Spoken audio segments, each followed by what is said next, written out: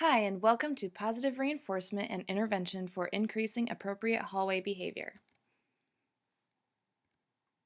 This is Group 4's presentation with Marley Jean Pierre, Margaret Kuntz, Darian Lopez, Amanda Noon, and Bridget Snyder.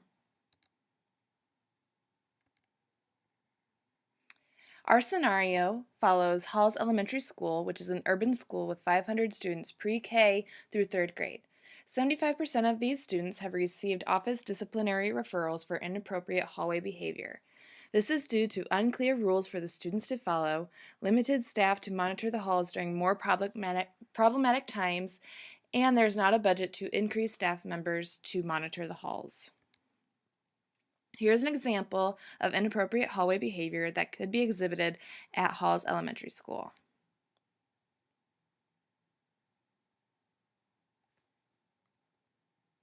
We're the student council officers, and we believe that you should follow.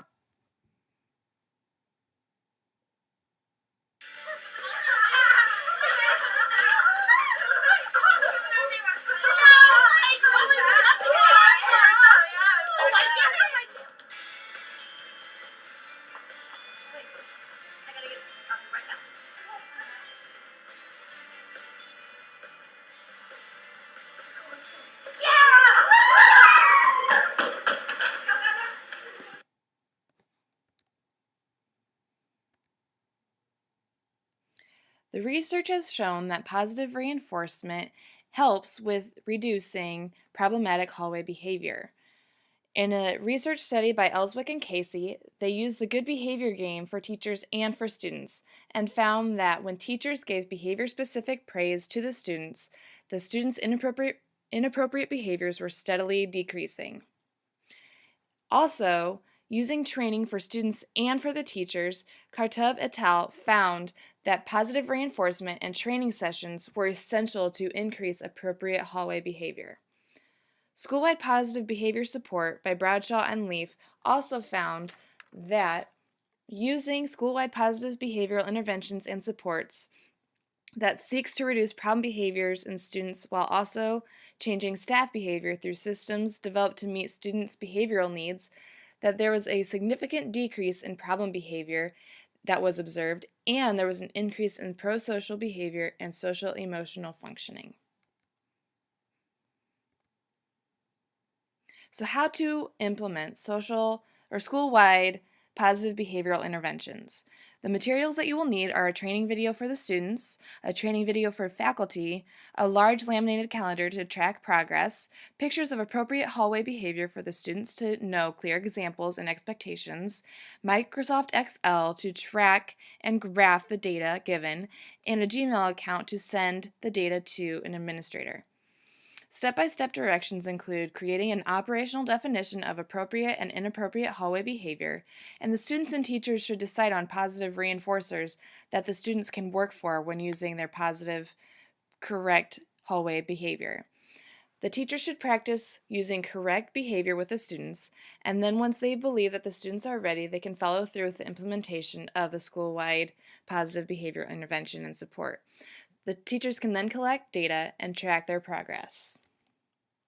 Here's an example of how to model of how to implement school-wide positive reinforcement and supports.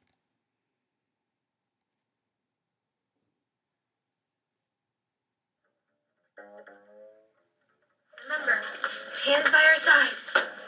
All eyes forward. Legs walking safely. Zip up those lips. Throw the key out the window. When it's time to transition out of the classroom to go into another classroom or a different part of the building, in the beginning of the year, you want to make sure that scholars know exactly what this should look like and sound like. So this means that you are modeling what it looks like to leave my table and walk safely to the tape spot that shows me how I'm going to line up to leave the classroom. The first thing you do is when I say 1, you're going to stand up in your carpet squares. What are you going to do? Stand up in your carpet square.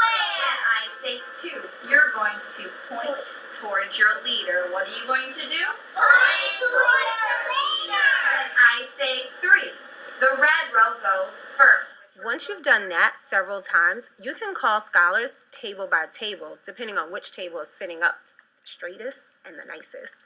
And you can have them line up and be a model for the rest of the class. Orange table, come to line 3. Oh my goodness, those hands are stuck.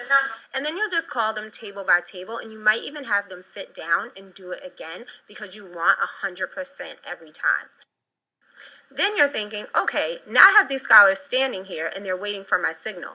You can give them something fun and engaging to do so they're not off task or beginning to get a little silly or wiggly. Like maybe whisper something in your hand that you're excited about today. Maybe you can have them even look at their neighbor and think of a compliment that they may want to give them later on in community meeting. So some incentives that teachers of younger grades have put in place to make sure our scholars are eager to do the right thing at all times are things like hallway heroes. So if you notice that a scholar is always demonstrating how to walk quietly and safely, you can give them something awesome like a cape that actually says hallway hero. You would be so amazed to see how many scholars will do the right thing just to wear a cape.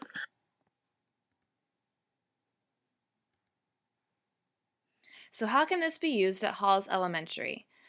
Creating clear expectations and rules for the students will help in the students to understand how to properly walk in the hallways, and it can reduce office disciplinary referrals.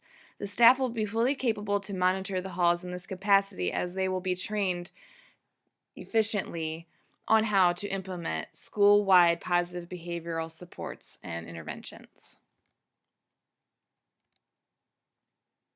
So for an overview, we looked at Halls Elementary School, where 75% of the students received office referrals. There was a team of professionals in place to work with the school, including an ABA clinic, the teachers of the school, and extracurricular teachers like music, art, and PE. They used positive reinforcement and training to improve the hallway behavior. Additionally, Tier 1 of school-wide positive behavior supports was used, which is a treatment focused on all students, for clear expectations, and they teach behaviors using rules, routines, and physical arrangements, and with effective instruction. Some final tips is that positive reinforcement and training can provide structure for the school, and it can even generalize to other places. Positive reinforcement can also be used to improve other behaviors as well. This allows for teachers to use techniques for other behaviors in the future. Thank you for listening, and here are our references.